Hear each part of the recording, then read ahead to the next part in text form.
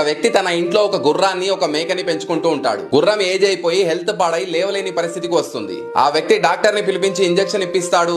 Doctor రేపు లేచి నిలబడుతుందో లేదో చూద్దామంటాడు. ఇలా 15 రోజులు కంటిన్యూస్ గా డాక్టర్ రావడము, ఇంజెక్షన్ ఇవ్వడము మామూలుగా మారుతుంది. కానీ గుర్రం మాత్రం లేచి నిలబడదు. విసుగొచ్చిన డాక్టర్ ఆ గుర్రం యజమానితో, చూద్దాం రేపు లేచి నిలబడితే సరే, లేదంటే ఒక పాయిజనస్ ఇంజెక్షన్ ఇచ్చి చంపేద్దామంటాడు. వీళ్ళిద్దరి మాటల్ని చాటుగా విన్న మేక గుర్రం దగ్గరికి పరిగెత్తుకుంటూ వెళ్లి, త్వరగా లేచి నిలబడు, లేదంటే యజమాని విషమిచ్చి చంపేస్తాడంట అంటుంది. దానికి గుర్రం నీరసంగా, నాకు లేచి నిలబడడానికి అస్సలు అయితలేదు, నా వల్ల కాదు అంటుంది. మేక అదే పనిగా, లేదు లేదు నీ వల్ల అవుతుంది, నువ్వు లేచి నిలబడతావు, కమాన్ అంటూ మోటివేట్ చేస్తుంది. గుర్రం 100% ట్రై చేసి ఫైనల్లీ లేచి నిలబడుతుంది. లేచి నిలబడిన గుర్రాన్ని చూసి యజమాని సంతోషంతో తన ఫ్రెండ్స్ కి కాల్ చేసి, చనిపోతుంది అనుకున్న నా గుర్రం లేచి నిలబడింది, హెల్తీ అయిపోయింది, మీరు అందరి ఇంటికి వచ్చేయండి, పార్టీ చేసుకుందాం అంటాడు. అలాగే మీరు వచ్చే ముందు జస్ట్ డ్రింక్స్ మాత్రమే తీసుకురండి, నా దగ్గర ఎలాగూ ఒక మేకపోతుంది, దాన్ని కోసి బిర్యానీ వండేద్దాం అంటాడు. మోరల్ ఆఫ్ ది స్టోరీ ఏంటంటే, కొన్నిసార్లు వేరే వాళ్ళకి మనం ఇచ్చే ఉచిత సలహాలు మన ప్రాణాల మీదకే వస్తాయి.